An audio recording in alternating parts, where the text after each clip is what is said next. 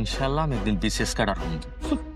ও মাই god, চালায় রিক্সা হবে নাকি বিসিএস ক্যাডার? ছেঁড়া খাতায় শুয়ে এসব লাখ টাকার স্বপ্ন দেখা বাদ দাও মিস্টার রিক্সাম্যান।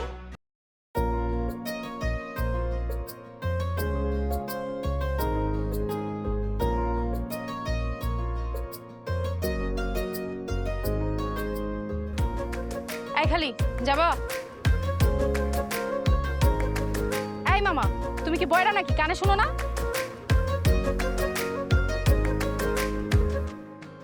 আমি আপনার কোন জন্মের মামা যে আপনি আমার মামা বলে ডাকতেছেন? আর আপনি দেখতেছেন না যে আমি পড়াশোনা করতেছি? ডিস্টার্ব করতেছেন কেন?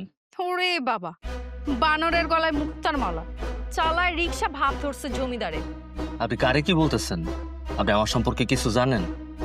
আমি শিক্ষিত একটা ছেলে, আর আল্লাহ যদি সবকিছু ঠিকঠাক রাখে ইনশাল্লাহ আমি একদিন বিসিএস ক্যাডার হব।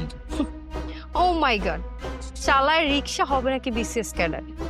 ছেঁড়া খাতায় শুয়ে এসব লাখ টাকার স্বপ্ন দেখা বাদ দাও মিস্টার রিক্সাম্যান। আর বিসিএস ক্যাডার হবে আমাদের মতো বড় লোকের ছেলেমেয়েরা। তোদের মতো ফকিন্নিদের সাথে এসব বিষয় যায় না। রিক্সা চালা কয় টাকাই বা ইনকাম করো, সেই টাকা দিয়া সংসার চালাবি, পড়াশোনা করবি, নাকি বিসিএস ক্যাডার হবি? তোর কথা শুনে না আমার হাসি পাইতেছে। ও, বুঝতে পারছি, আজকে রোদটা একটু বেশি পড়ছে তাই না? তাই মাথাটা গরম হয়ে গেছে। এই যে দনির দুলালি, খুব তো ফটর ফটর করতেছেন। ইতিহাসটা পারলে একবার ঘাইটা দেখেন। আমার মতো গরিবের ছেলে মেয়েরাই বেশিরভাগ জায়গায় বিসিএস ক্যাডার হয়, যারা ঠিকঠাক মতো স্কুল কলেজের বেতন দিতে পারে না, দুবেলা দুমুঠো খাইতে পারে না, মাইলের পর মাইল রাস্তা পায়ে হাইটা ঝড় বৃষ্টির মধ্যে স্কুল কলেজে যায়। আল্লাহ তাদের কর্মের প্রতিদান হিসেবে তাদেরকে সর্বোচ্চ সম্মান দেয়। আরে বাবা হইছে, তোর এইসব ভাষণ শুনতে আমার একদম ভাল লাগতেছে না। এখন তুই আমারে তোর রিক্সা নিয়ে যাবে কিনা বল? না, আমি যাবো না।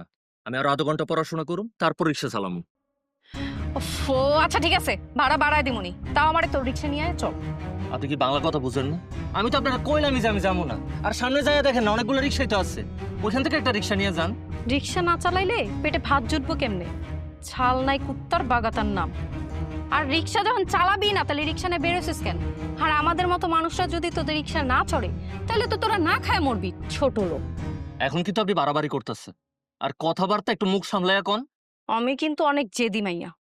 আমি কইছি তোর রিক্সায় যামু মানে যামু। তুই যদি আমারে তোর রিক্সা না নিয়ে যাস, তোর রিক্সা আমি জ্বালায় পুরা শেষ করে দেব। দরকার পড়ে আরেকটা নতুন রিক্সা কিনে দিব।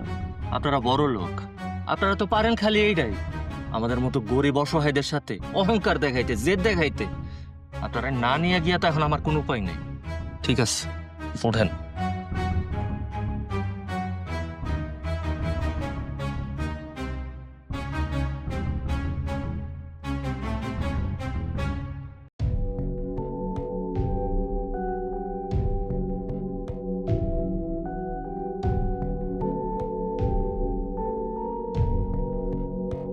বড় লোকের অহংকারী মাইয়া আমার সাথে অনেক বাড়াবাড়ি করছো, দাঁড়াও তোমার মজা দেখাইতেছি।